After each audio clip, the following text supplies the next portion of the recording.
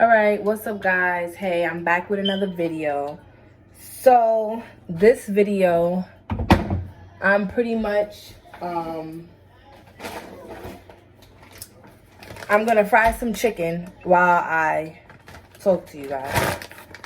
So I'm just kind of making like an update because I haven't gave an update, and I know in my last video I said I was gonna give an update about the home buying process and how it's going with the NACA program. So far, the process has been going good.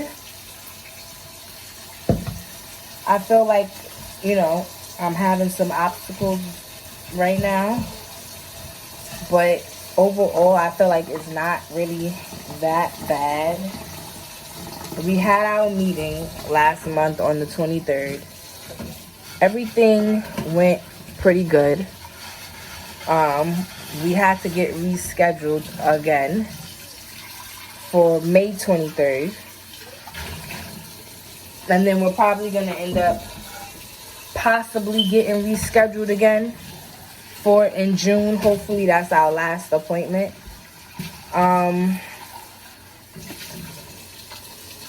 I'm going to show you guys a little clip of the meeting. We had a virtual meeting. And then I guess I'll show you guys a little bit of what it looks like in the NACA portal. And I mean, in the meeting, we just kind of went over,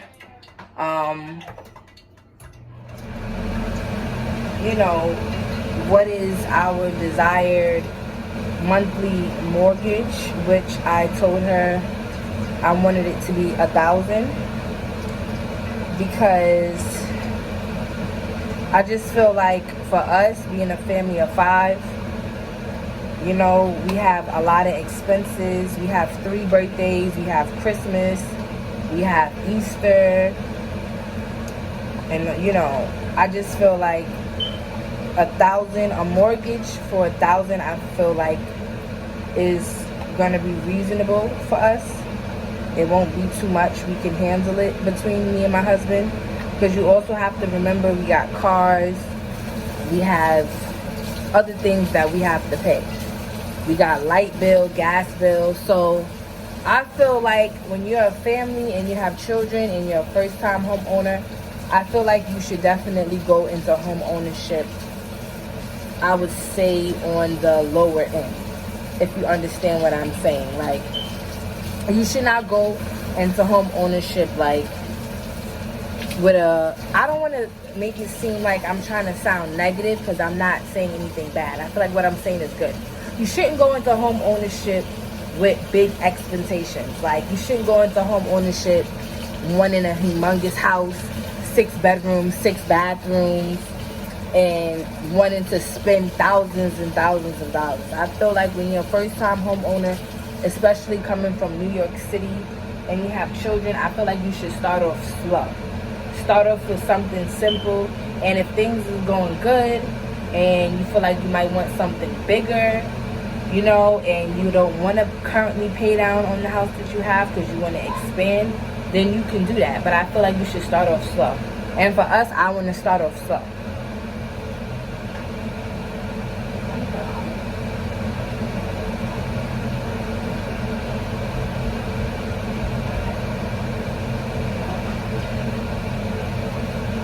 So yeah, I want to start off slow, and I want a simple house. I really would like a upstairs, downstairs house, like 2 levels. But I'm kind of grateful for whatever we get. Once it's nice, it's a decent size. Once it has at least 3 or 4 bedrooms and at least a basement, because I want a basement for either a daycare I'm thinking about, or I was thinking about renting out the basement. So if we have a good sized basement, if we get a house with a good sized basement, I wanted to make the basement into like a 2-bedroom, or if it's really big, make it into a 3-bedroom. And I wanted to rent it out. That's what I wanted to do. So that's the plan for that. But as far as the process is going pretty good. Everything is going well. I'm about to move this camera down a little bit. Everything is going well. We came up with our monthly. So basically, when you're dealing with the NACA program, there's a monthly that you have to put away every month. Hold on, let me fix this camera. Push it back a little bit more so you guys can see.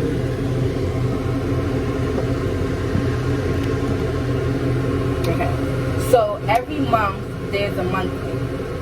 So basically it's like they want you to save a certain amount of money every month depending on how much your current rent is and how much you want your mortgage to be. And I guess they deduct from what you want your mortgage to be from what you're actually currently paying for your rent, like wherever you're staying, and that's how much you have to save every month, if you guys understand what I'm saying. So yeah, we've been doing that, and you just have to continue doing that until you close down on a house, you know. And that's pretty much it. The meeting was like really informative. Like I learned a lot. Some things I still have questions about. I don't quite understand everything. Like I'm still learning. I've never owned a house a day in my life, so it's a learning process. It's definitely a learning process. I'm excited. I definitely would say, you know, anybody that's new as far as like when it comes to home owning and they want to get a house, I definitely think that the NACA program is like the way to go. And that's just my opinion. I'm just saying that because I feel like they really help as far as for you to become a home ownership. I like the fact that you can sit there and sit down with somebody and talk about, well, this is how much you need to save every month for this amount of time. This is what you need to fix. That's what you need. Like that's what they do. They have somebody sit down with you. Either it's going to be in person or it's going to be virtual. We have virtual. And they're going to basically tell you what needs to be fixed, how much needs to be saved, how much of a down payment you need to put down if you want to pay for your down payment on your house, which is not a requirement. With NACA, they don't care about credit, which I still feel like we should have a credit of 600 or more. That's just my opinion. But they don't care about credit. They don't require you to have a down payment. There's no fees or anything like that. But you could pay a down payment. So if you pay a down payment, like it brings down, what did they say it brings down every month if you pay a down payment? Yeah. No. Yeah, it brings down like the rate. Oh yeah, the rate and the principal. If you pay down a down payment for your house, it brings down the rate and the principal. But the rates change a lot. So one day the rate might be high and the next day it might be low. It's like a up and down type of thing. But you can stay updated with the rates on the NACA website. If you go to NACA.com, you'll see like all the rates. And for like different areas, I guess different like neighborhoods, whatever state you know you're trying to move to. So yeah.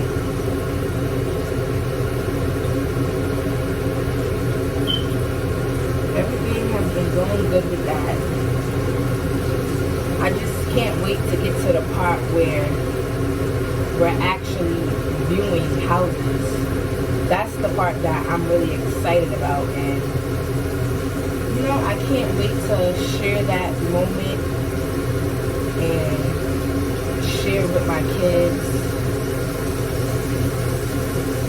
I'm just excited. I'm staying hopeful that everything goes well. I'm trying to stay positive. It's a very stressful and aggravating process because I don't want to renew my lease here at my apartment. So me and my family, currently we're in a 3-bedroom. We actually, before we got here, we was actually in a whole entire house, and we had a 4-bedroom. It was humongous. We had a basement, everything. But, you know, things happen, life happens. And so now we're back in a 3-bedroom. And, you know, it's not like I want to get a house because I don't want to be in a 3-bedroom, or I'm not grateful for just even us having a roof over our head. I just always wanted a house. Like, I've always dreamed since I was a little girl about being a homeowner and having land and my kids being able to be free. Like, that's always been something that I wanted. And I think I'm ready because we've been doing pretty good as far as like saving money and managing and getting things situated. We've been doing good. So I just think that it's time, especially because, you know, New York City is getting really crazy. It's not like how it used to be. It's not safe like that anymore. But don't get me wrong, anywhere you go, it's not going to be safe. But I just feel like out of state, it's just a little bit calmer, depending on where you're going. Like, we're moving to Pennsylvania. So I know that everywhere has a bad part and everywhere has a good part. But we're trying to go to the good part. So, you know, we're trying to not build that. And then Pennsylvania is just cheaper. Anywhere besides New York is cheaper. Like, that's just it. New York right now is too expensive. It's too crazy. It's gonna get, it's bad. Like, for an apartment in New York, they want you to pay all of this money. They want you to pay $3,000 something dollars, $4,000 something dollars. When I just find that outrageous. Like, you know what you can get for that in Pennsylvania or anywhere else out of state? Like, that's a whole entire freaking, that's a mansion. You might as well say. Who's paying all that money for an apartment? And half of the apartments, it costs all that money, and it just be boxes. You living in a box. Like, you paying all that money. No. Then you gotta deal with neighbors. You understand? Like, there's no type of peace. I feel like with renting, there's no type of peace. It's aggravating. You gotta deal with landlords. And then it's like when you renting, I feel like, in my opinion, you're not really getting no help. Like, yeah, you have a roof over your head, but you're not getting no help. You helping the landlords. The landlord's not helping you. Because you got to make sure you pay your rent to them every month, or if you're getting evicted, which, thank God, we've never been evicted, never been in housing court. Because that's one thing, I always make sure I pay my rent on time every first of the month. But, you know, you're not, when you are a tenant and you renting, I just feel like you're not getting no help. If anything, you're helping the landlord because you're paying off their mortgage. Because most of the landlords that are renting properties where they have apartments and stuff, they have houses, and the money that they're collecting from you for your apartment, or from the government, or however it works, whatever the situation is, that money is going for their mortgage. Like, our landlord, they get a lot of money for this apartment because we're on a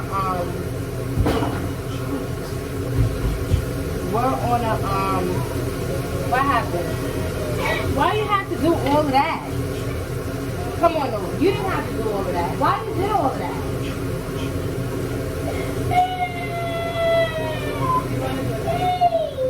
why you have to do all of that? Anyway, we're on a base income type of situation. So we pay our rent based off of how much money we make. So it's not bad, and I'm grateful. Like, it's a help, you know. But it's just not really what I want. Like, I just want more, and I just feel like it doesn't really make sense because the money that we pay every month between our rent and our bills, we pay the same amount of money that anybody else would pay that doesn't pay based off their income. We pay the same amount of money because we got car.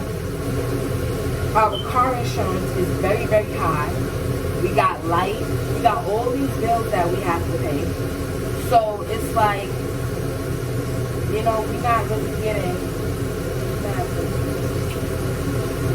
we're not getting a break. Like, we're not getting a break. And like I say, there's no, as far as like you elevated and stuff like that. Yeah, so I just feel like in New York, being in New York, I feel like you can't elevate. Let me prop up this camera a little bit. I feel like you can't elevate as much as you would want to being in New York City because it's so expensive now and it's so hard, you know, to try to maintain. You know, it's really difficult because it's like, for instance, I'm trying to prop up this camera good for you guys. Wait a second. So y'all can really see me. And it's like I just can't get it to a good angle like what I want. Yeah, maintaining the lifestyle in New York, I feel like it's really, really difficult because, you know, like, New York is really expensive, and me, I like to maintain a certain type of lifestyle. So, you know, there's like a lot of things that I like to do. Like, I like to go out, I like to do things, I like to travel and stuff with my kids.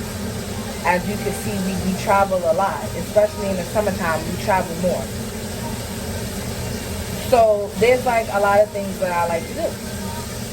And I feel like ever since New York has done a whole 360, we still do things, but we just do it a little bit less now because we're trying to get a house and become homeowners and move out of New York. And it's like New York is so expensive, and then we got so much bills. So it's not easy. It's really not easy. It's not easy. And I recommend, in my opinion, and I applaud anybody that, you know, wants to leave New York with their family. Like, I'm 100% for it because New York is not it right now. Like, if you and your family have the money and y'all got the means and y'all can do it, I feel like just do it. Like, that's another thing that it comes to with leaving New York. You have to just do it. You can't do so much talking about it. Because if you just keep procrastinating and you don't actually start the process to leave, you're never going to leave. You're going to be stuck here. You're just going to keep talking about it, instead of just getting up and leaving. That's like the best thing to do.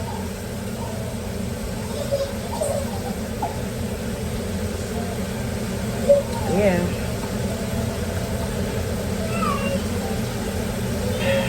New York, New York.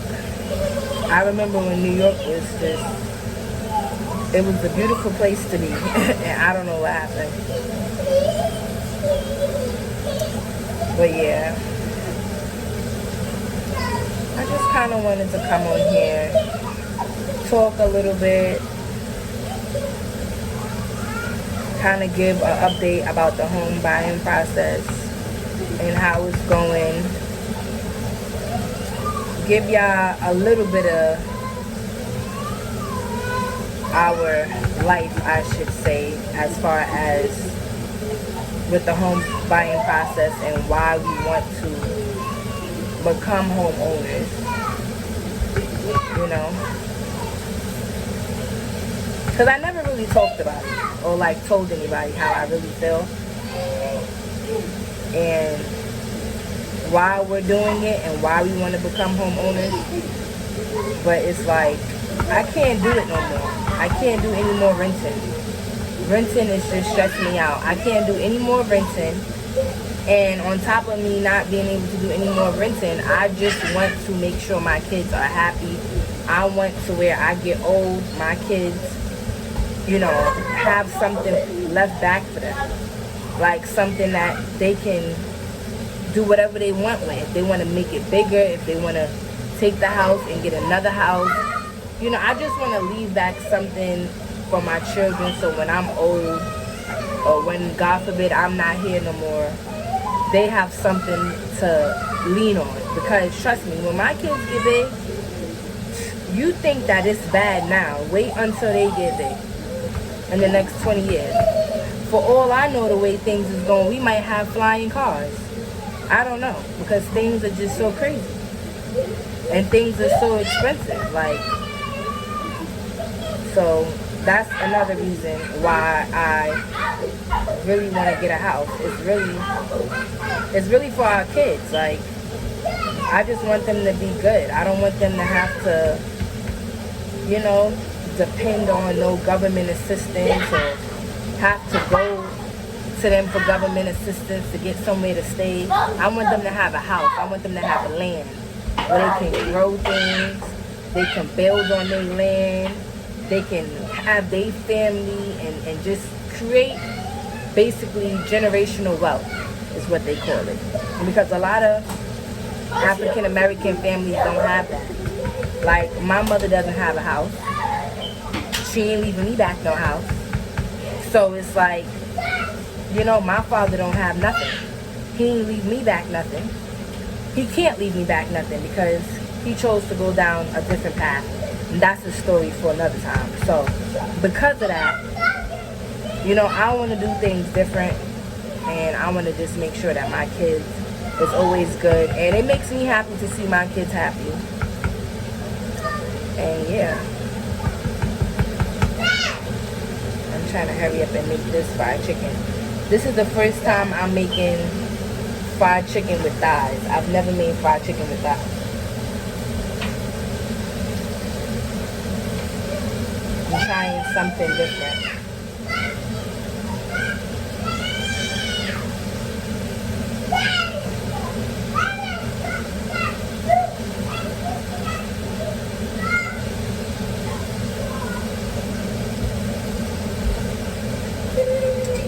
So yeah, that's pretty much it for this video.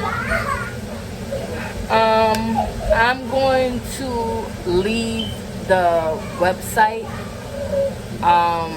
for the home buying. I'm gonna leave it down in the description below, so if anybody is interested and they want to go and check it out and possibly see if you may qualify or you want to be a homeowner, you can check it out, because NACA is definitely, it's a good program, especially for first-time homeowners and families, especially coming from New York City. So yeah, that's pretty much it for this video. Please like, comment, and subscribe. Press that notification bell so you can get notified every time I drop a video. And I will see you guys next time.